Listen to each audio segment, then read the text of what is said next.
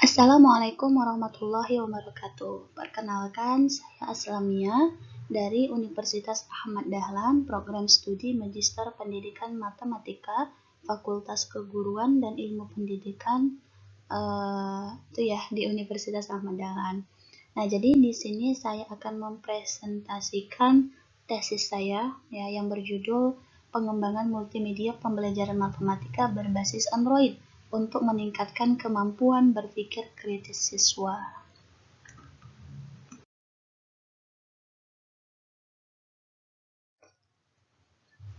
Oke, pada pembahasan bab 1 ataupun pendahuluan ya, di sini ada 1.1 latar belakang masalah.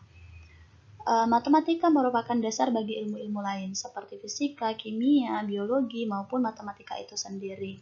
Sehingga begitu penting peran dari matematika dalam kehidupan dan selalu mengalami perkembangan. Nah, di sisi lain, Permendiknas RI nomor 22 tahun 2006 tentang standar isi, yaitu bahwa mata pelajaran matematika perlu diberikan kepada semua peserta didik mulai dari sekolah dasar.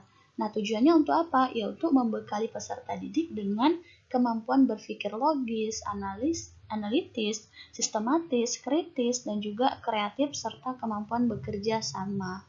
Nah, sisi lain kita lihat fakta ya, ini didapatkan dari hasil wawancara guru pengampu mata pelajaran matematika di SMK Muhammadiyah 1 Yogyakarta. Mengungkapkan bahwa kemampuan berpikir kritis siswa memang sudah ada, namun masih tetap perlu untuk ditingkatkan. Nah, kemudian juga diperkuat oleh peneliti Zazda mengungkapkan bahwa hasil visa Indonesia itu masih rendah. Nah, sehingga dari fakta ini kan kemampuan berpikir kritis siswa itu masih perlu untuk ditingkatkan. Nah, adapun penyebab rendahnya kemampuan berpikir kritis siswa itu disebabkan karena belum mampu menganalisis pertanyaan dan membuat kesimpulan dikarenakan kurangnya strategi atau model dalam pembelajaran. Nah, di sini Anissa dan Safitri menjelaskan untuk meningkatkan berpikir kritis ya dan kreatif gitu ya, guru harus menciptakan perubahan dalam pendekatan dan pengajaran dalam matematika yang cocok. Lebih lanjut, mereka mengungkapkan bahwa salah satu pendekatan yang dapat diterapkan yakni pendekatan saintifik. Adapun Yanwar dan Fadila juga mengungkapkan bahwa kriteria proses pembelajaran saintifik adalah mendorong dan menginspirasi peserta didik berpikir secara kritis. Nah, jadi dari dua peneliti ini ya, Anissa dan juga Yanwar, itu mengatakan bahwa pendekatan saintifik bisa digunakan untuk meningkatkan kemampuan berpikir kritis siswa. Nah, melaksanakan proses pembelajarannya menggunakan saintifik perlu adanya sebuah media atau bahan ajar. Penggunaan media pembelajaran merupakan salah satu penentu sukses juga dalam proses pembelajaran. Nah, adapun guru pengampu matematika di SMK Muhammadiyah 1 itu mengungkapkan bahwa bahan ajar yang sering digunakan itu adalah buku paket, modul, LKPD gitu ya, dan juga menggunakan video pembelajaran. Nah, namun di sini beliau juga menyarankan gitu ya, harus mencoba bahan ajar yang bernuansa daring dan perlu juga mencoba menggunakan media teknologi informasi. Apalagi hari ini masa pandemi, maka ya media atau bahan ajar yang berbau teknologi informasi ini sangat diperlukan.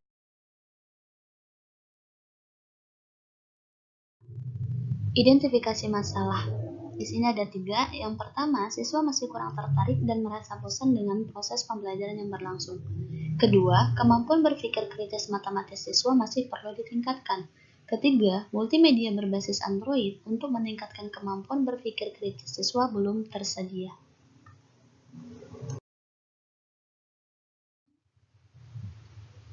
Di sini rumusan masalah penelitiannya itu ada 5. Yang pertama, bagaimana cara mengembangkan multimedia matematika berbasis Android tersebut.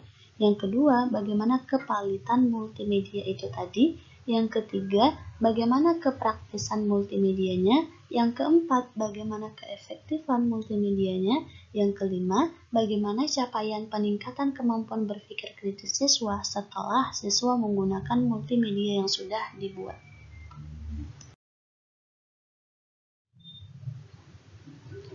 Ya, adapun tujuan penelitian di sini masih sejalan dengan rumusan masalah ya, yakni ada 5. Yang pertama, untuk menghasilkan multimedia pembelajaran matematika berbasis Android untuk meningkatkan kemampuan berpikir kritis siswa. Sedangkan tujuan yang kedua adalah untuk mengetahui apakah multimedia itu valid atau tidak. Yang ketiga, untuk mengetahui apakah multimedia itu praktis atau tidak. Sedangkan yang keempat, ingin mengetahui apakah multimedia itu efektif digunakan atau tidak.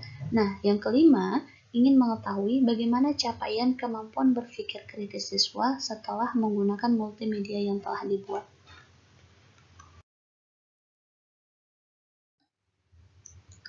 Spesifikasi produk yang akan dikembangkan, yaitu multimedia pembelajaran matematika berbasis Android yang dikhususkan pada materi program linear. Produk pengembangan dalam penelitian ini dibuat dengan berbantuan perangkat lunak, yaitu Smart App Creator dan juga Canva. Produk yang dirancang khusus dengan mengintegrasikan 5 sintak pendekatan saintifik beserta indikator yang ada berpikir kritis. Nah, sintak pendekatan saintifik yang termuat dalam penelitian ini yaitu mengamati, menanya, mengumpulkan informasi, mengasosiasikan informasi, dan mengkomunikasikan. Sedangkan tahapan berpikir kritis dalam produk pengembangan ini yaitu mengidentifikasi, menganalisis, mengevaluasi, dan juga menyimpulkan.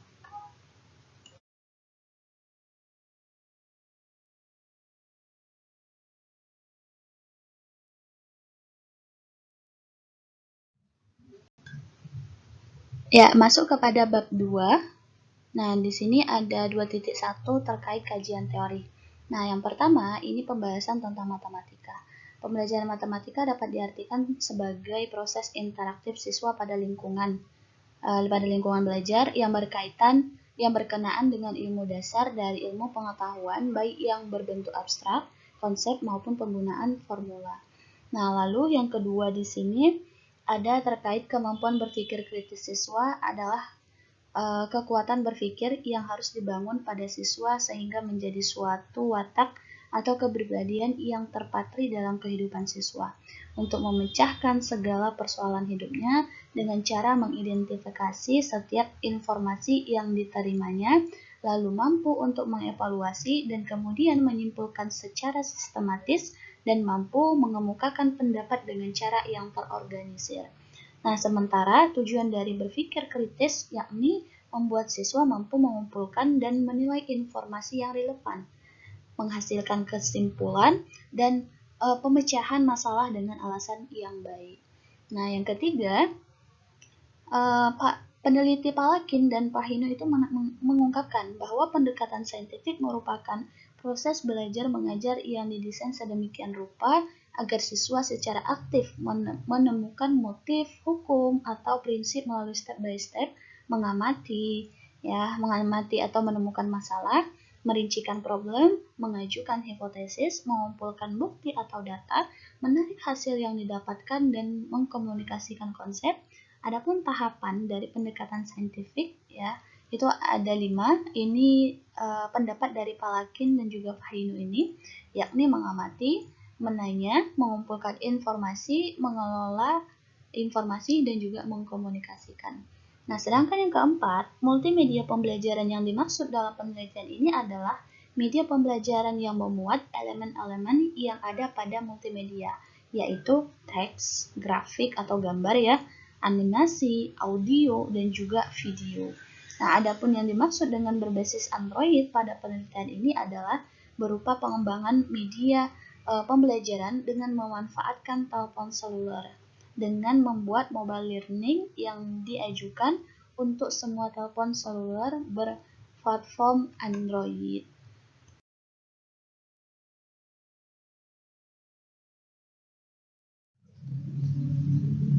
Oke, di sini kita bisa melihat adanya keterkaitan multimedia pembelajaran berbasis Android dengan pendekatan saintifik dan juga dengan kemampuan berpikir kritis siswa. Bisa dilihat tanda panah yang menghubungkan sintak kepada konten media dan juga tahapan yang ada berpikir kritis kepada konten media itu tadi.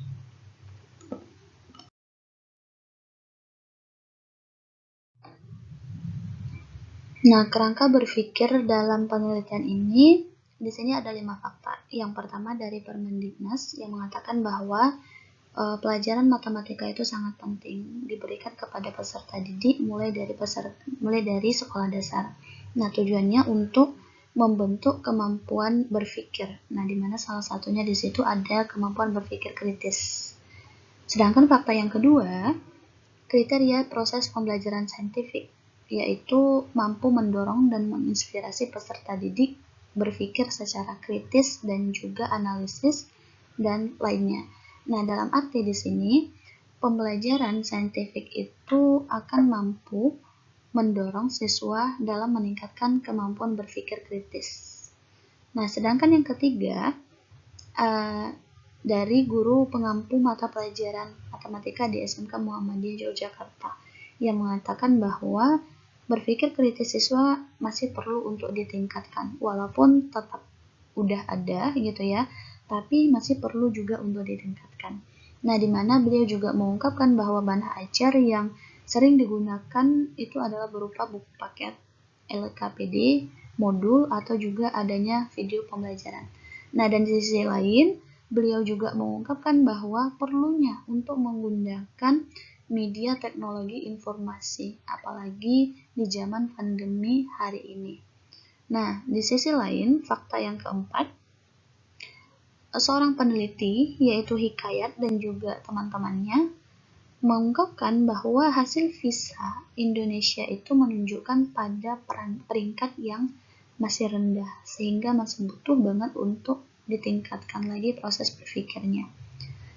Sedangkan fakta yang kelima, ini dari NCTN, yang menyatakan pada intinya bahwa media ataupun teknologi itu sangat penting dalam dunia pembelajaran, gitu ya. Nah, sehingga dari fakta ini akan mengembangkan sebuah multimedia pembelajaran matematika berbasis Android dengan tujuan multimedia itu mampu meningkatkan berpikir kritis siswa. Adapun hasil yang diharapkan yaitu berupa multimedia berbasis Android yang bisa meningkatkan kemampuan berpikir kritis siswa.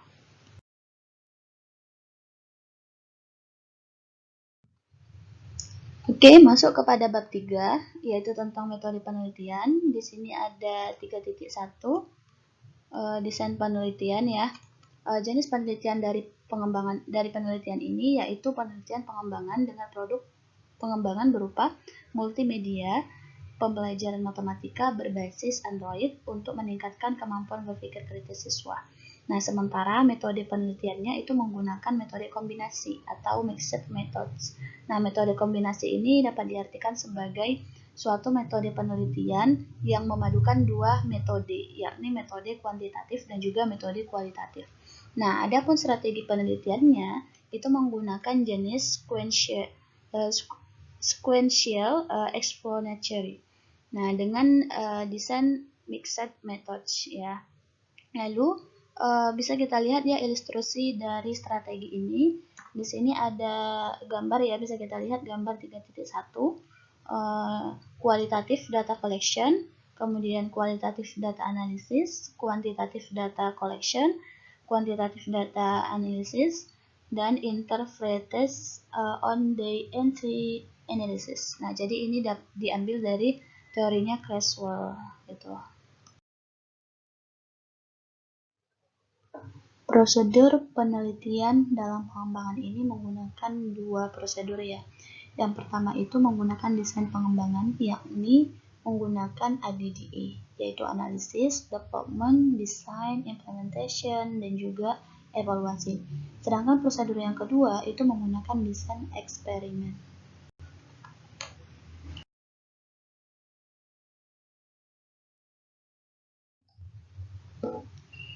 Oke, terkait subjek penelitian, di sini menggunakan 3 subjek ya.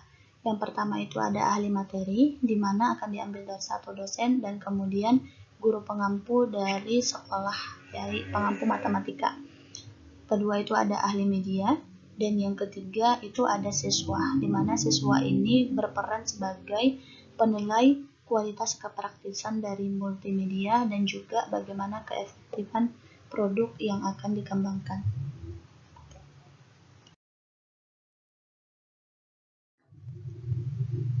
Teknik dan instrumen pengumpulan data. Teknik pengumpulan data dalam penelitian ini berupa wawancara yang sudah dilakukan kepada guru pengampu matematika di SMK Muhammadiyah 1 Yogyakarta. Sedangkan instrumen pengumpulan datanya itu berupa non-tes dan juga tes, yaitu non-tesnya adalah angket, sedangkan tesnya itu adalah soal pretest maupun soal post-test.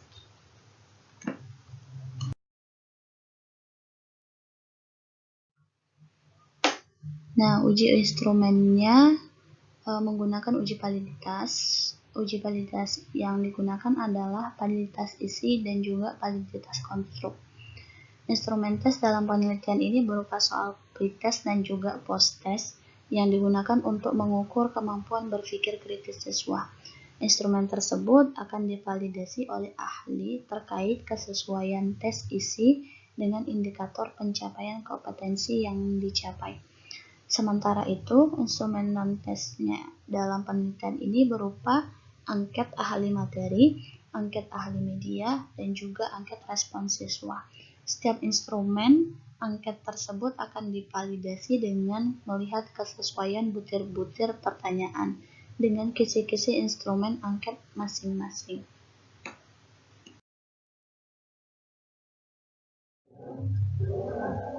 Adapun teknik analisis datanya dalam penelitian ini digunakan sebagai alat untuk mengetahui data kualitas produk yang meliputi kevalitan, kepraktisan, dan juga keefektifannya. Data dianalisis dengan cara mengubah data kuantitatif menjadi kualitatif. Data kuantitatif dikonversi menjadi data kualitatif berdasarkan kriteria kualitatif yang diadaptasi dari Widoyo yang ada di dalam jurnal Agrium ya. Seperti yang bisa kita lihat pada tabel 3.6, adanya tabel konversi data kualitatif ke data kuantitatif.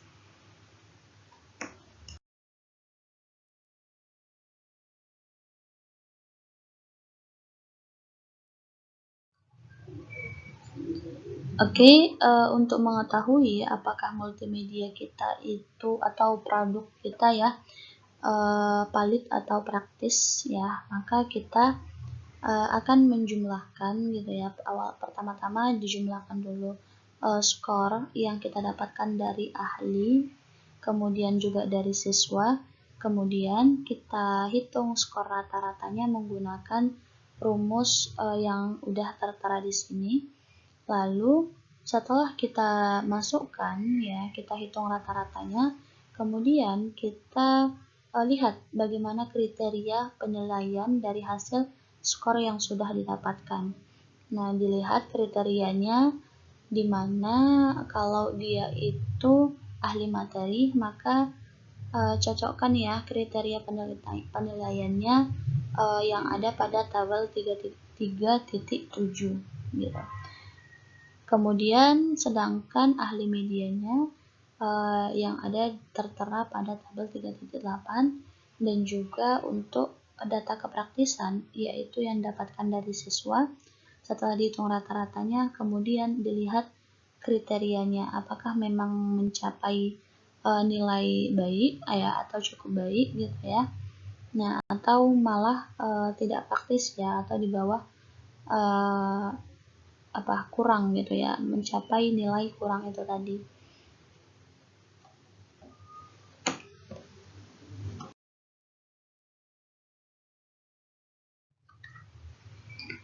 Ya, jadi kalau di slide yang sebelumnya itu adalah menjelaskan bagaimana tata cara menganalisis data kevalitan dan juga kepraktisan. Sedangkan sekarang ini masuk kepada teknik analisis data keefektifan gitu ya. Nah, di mana di sini menggunakan beberapa langkah. Yang pertama itu ada uji normalitas. Uji normalitas ini digunakan untuk mengetahui apakah data pretest dari kelas kontrol dan juga kelas eksperimen merupakan data berdistribusi sama atau tidak.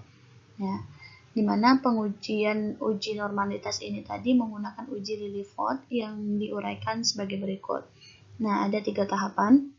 Yang pertama, rumusan hipotesis. Jadi ditentukan dulu hipotesisnya apa gitu ya. Jadi kalau di penelitian saya ini, hipotesisnya adalah H0 merupakan data nilai pretest, kelas kontrol atau eksperimen yang berdistribusi normal.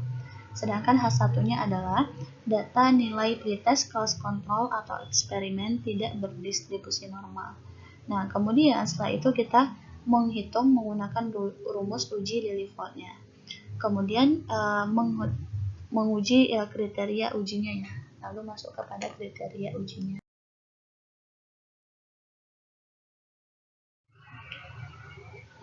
Nah, setelah tadi data udah diuji secara normalitas, kemudian masuk kepada langkah yang kedua, yaitu uji homogenitas. Nah, ini tujuannya untuk mengetahui apakah nilai pretest dan juga post-test merupakan data yang seragam atau tidak antara kelas kontrol dengan kelas eksperimen. Nah, pengujian ini menggunakan uji varian atau uji F ya, dengan uraian sebagai berikut, yaitu menggunakan 4 langkah ya.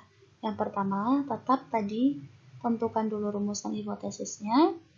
Nah, dan di sini tetap sama ya, H0-nya ini data nilai pretest atau post-test yang mempunyai variansi apakah dia sama atau homogen gitu ya.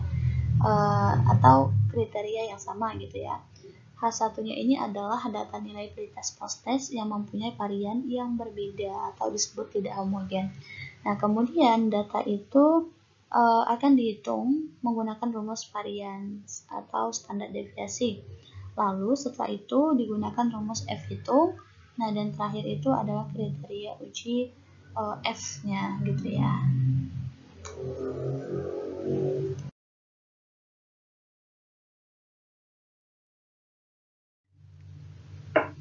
Nah, setelah uji normalitas dan juga uji homogenitas, maka masuk kepada langkah yang ketiga, yaitu uji T atau uji dua pihak gitu ya.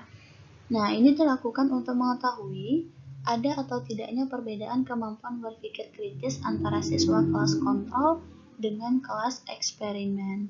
Nah, uji T dua pihak diuraikan sebagai berikut gitu ya. Yang pertama itu ya tetap sama, tentukan rumusan hipotesisnya ya. Kemudian hitung datanya menggunakan uji T, lalu menentukan kriteria ujinya begitu ya. Apakah diterima atau ditolak gitu.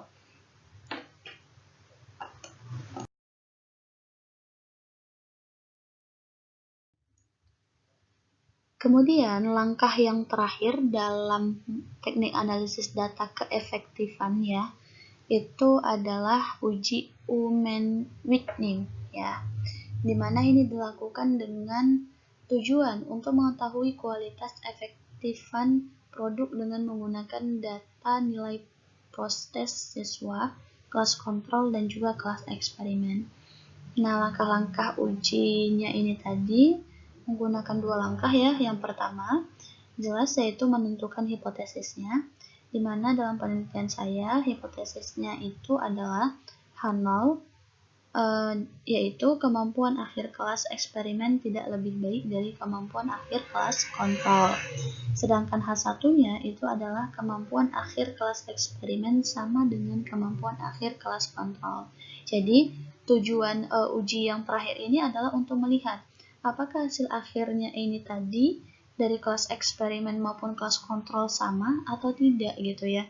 Jadi kalau hasil akhirnya sama ya otomatis multimedia yang dibuat tidak mencapai ya tingkat kemampuan berpikir kritis siswa. Tapi kalau ada perbedaan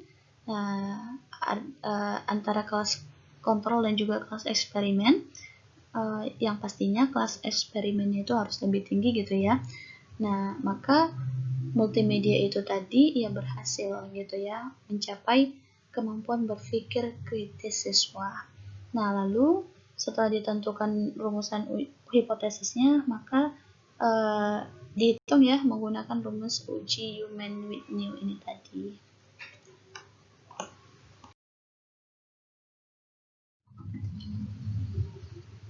Bab 4 yaitu hasil penelitian dan juga pembahasan. Hasil penelitian di sini mengikuti 5 langkah yang ada di ADDA, yaitu analisis ya. Yang pertamanya analisis, di mana di sini analisisnya terbagi menjadi 2. analisis kinerja dan juga kebutuhan. Di analisis kinerja kita mendapati bahwa ada sebuah pokok bahasan yang sulit dianggap siswa untuk memahaminya, yaitu pertumbuhan peluruhan bunga dan juga anuitas. Nah, dan juga didapati terkait kemampuan berpikir kritis siswa perlu ya, masih sangat perlu untuk ditingkatkan lagi di tengah-tengah siswa. Dan di sini ada analisis kebutuhan di mana dari materi yang sudah didapati tadi, maka ditentukan yang namanya KD-nya, yaitu KD 3.7 dan juga 4.7.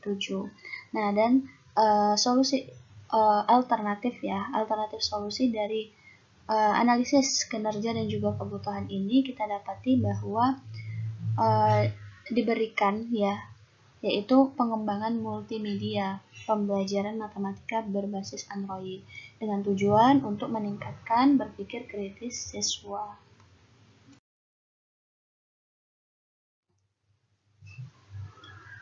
Sedangkan hasil penelitian yang kedua yaitu perancangan atau desain, yaitu yang pertama ya, yaitu penyusunan langkah program pembelajaran. Nah, langkah program pembelajaran telah disusun dengan mengintegrasikan 5 tahapan ya yang ada pada pendekatan saintifik. Nah, proses pembelajarannya mengikuti sintak yang ada pada saintifik. Nah, sedangkan B-nya menyusun kerangka multimedia. Nah, di mana kerangka multimedia pembelajaran yang disusun yaitu meliputi konten multimedia pembelajaran, flowchart, storyboard, use case, diagram, activity diagram. Konten multimedia pembelajaran berbasis Android terbagi menjadi 5, yaitu kompetensinya, materinya, latihan, soal, video, dan juga ada kuisnya gitu ya. Sedangkan yang ketiga yaitu ada pengembangan atau development. Nah, ini dikembangkan ya, produknya itu adalah yang pertama pembuatan produk, dimana produk itu dibuat ya, produk multimedia pembelajaran berbasis Android. Dalam penelitian ini dibuat dengan bantuan perangkat lunak atau software Smart App Creator dan juga menggunakan Canva yang dioperasikan dengan menggunakan laptop. Namun, hasil dari produk ini adalah berupa berupa aplikasi yang digunakan pada Android. Jadi hasilnya itu berupa aplikasi yang bisa diinstal di handphone kita. Hasilnya juga bisa digunakan di laptop karena bisa di output ya, bisa di output produknya ya, pengerjaan kita itu tadi dalam 2 jenis, bahkan ada 3 jenis, bisa HTML, bisa komputer atau laptop, bisa juga Android, tergantung kita mau memilihnya yang mana. Nah, validasi produk. Nah, jadi produk yang udah divalidasi ya, produk yang sudah selesai akan divalidasikan kepada ahli materi dan juga ahli media yang akan memeriksa kebenaran dari materi yang ada dalam produk dan juga akan memeriksa media ya, yang ada media pada produk yang sudah dibuat. Sedangkan yang keempat itu adalah penerapan atau implementasinya. Jadi ketika produk sudah dibuat, kemudian sudah divalidasi oleh ahli materi dan juga ahli media, maka ya langsung ya diterapkan kepada siswa yang dituju. Nah, dalam penelitian sini yang dituju itu adalah siswa SMK Negeri 1 Depok Sleman gitu ya. Yang ada Yogyakarta kelas 10 gitu ya, sebagai kelas besar atau kelas 10. Uji coba kelas besar pada kelas eksperimen dilakukan dengan menggunakan produk pengembangan yang telah dibuat.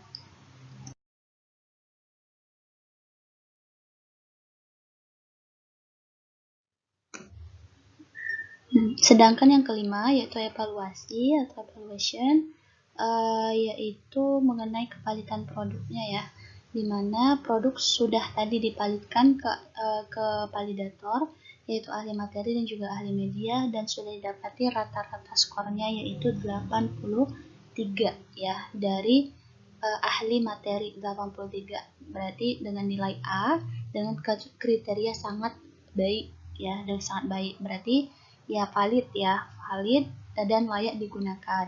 Nah, sedangkan validasi ahli medianya di sini bisa dilihat juga rata-ratanya itu ada 88,5 dengan nilai A dan kriterianya juga sangat baik. Artinya juga layak untuk dikembangkan, layak untuk digunakan. Sedangkan dari segi kepraktisannya, yaitu yang memang diperoleh dari respon siswa ya, kepraktisan. Nah, jadi dari 22 siswa ini tadi ya memperoleh rata-rata 66,46 ya. Nilainya juga A, berarti masuk kriteria sangat baik dan berarti dikatakan bahwa produk praktis ya, sangat praktis untuk bisa digunakan ke siswa.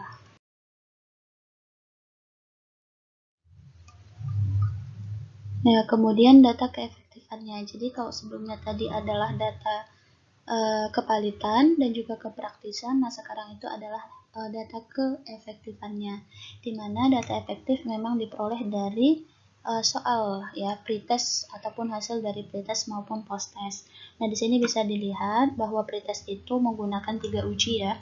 Ada uji normalitas di mana memang sudah didapati bahwa hasilnya itu disimpulkan bahwa data nilai pretest di kelas eksperimen berdistribusi normal. Bisa dilihat lengkapnya ya, datanya ada di sini. Dan kemudian ada uji homogenitas, sama juga ya, normal atau di sini dikatakan variansi sama atau homogen. Dan yang ketiga ada uji T. Jadi bisa diperiksa terkait nilainya.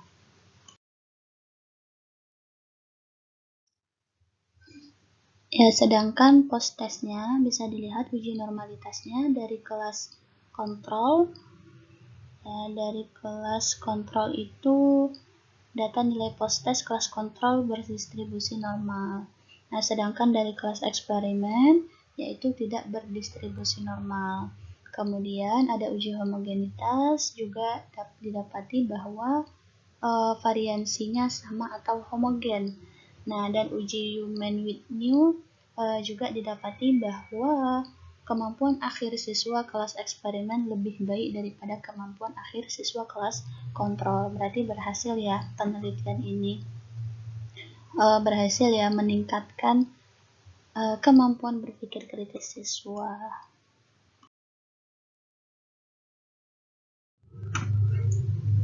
Ya, ini ada data capaian peningkatan kemampuannya, yaitu kemampuan berpikir kritis tadi ya, dimana memang kita bisa lihat nih di tabelnya sendiri, nilai rata-rata dari setiap kelas, baik kelas kontrol maupun kelas eksperimen, dimana pretestnya itu 65 dari kelas kontrol, dan posttestnya 67, berarti kan mengalami peningkatan, yaitu sebesar 3,8%.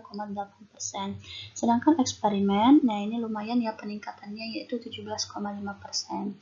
Berarti kan dari sini bisa kita lihat, ya dari penelitian ini hasilnya ya berhasil ya, karena memang mencapai tingkat ataupun adanya peningkatan yang didapatkan.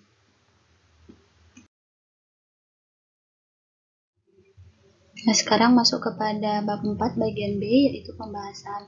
Nah, ini tuh seperti deskripsi ya, deskripsi dari apa yang sudah kita dapatkan di hasil penelitian yang sebelumnya, yaitu terkait kebutuhannya ya, analisis kinerja maupun kebutuhan, kemudian juga udah didapati ya hasil dari ahli materi, ahli media yang memang memiliki keterangan sangat baik begitu, karena memang memperoleh nilai A, maka mendapati kriteria sangat baik.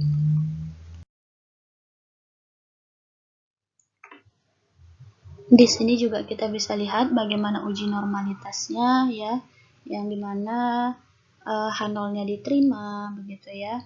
Kemudian kita juga bisa lihat bagaimana uji normalitas pada post-test maupun pre-test. Kemudian uji homogenitasnya ya, dan juga tahap terakhir yaitu tahap evaluasinya. Nah, pada tahap evaluasi, penelitian mengevaluasi keseluruhan data terkait kualitas produk. Berdasarkan hasil evaluasi dikatakan bahwa produk yang dikembangkan mempunyai kualitas layak atau valid, praktis, dan efektif untuk digunakan dalam pembelajaran matematika. Jadi, apa yang ada di tujuan dari penelitian ya, yang ada di bab 1 itu terpenuhi ya ataupun terjawab. Nah, insya Allah semuanya begitu sesuai dengan apa yang diharapkan oleh peneliti.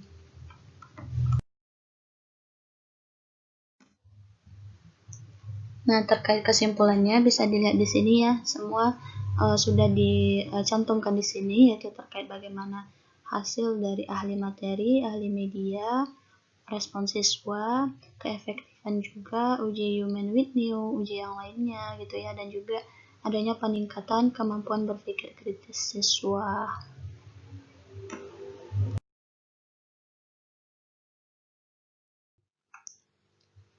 Sedangkan sarannya ya di sini ya, terkait saran agar memang proses pembelajaran itu berjalan dengan sebaik mungkin ataupun penggunaan produk ini berjalan dengan sebaik mungkin, maka ya pastinya kita harus memastikan dulu ya bagaimana ketersediaan perangkat ya, ketersediaan sarana yang dimiliki siswa, baik itu terkait handphonenya gitu ya ataupun juga komputer, karena kan tadi bisa juga digunakan di komputer ya. Dan lain sebagainya, itu pasti harus dipastikan dulu terkait sarana. Nah, dan kemudian juga butuh yang namanya monitoring ya, atau arahan atau pengontrolan dari seorang guru agar siswa mampu mengoperasikan media ini begitu. Karena tanpa ada yang mengarahkan mereka ya pasti mereka juga akan kesulitan untuk menggunakannya gitu. Jadi inilah saran dari peneliti memang untuk dilakukan ya sarannya ini tadi.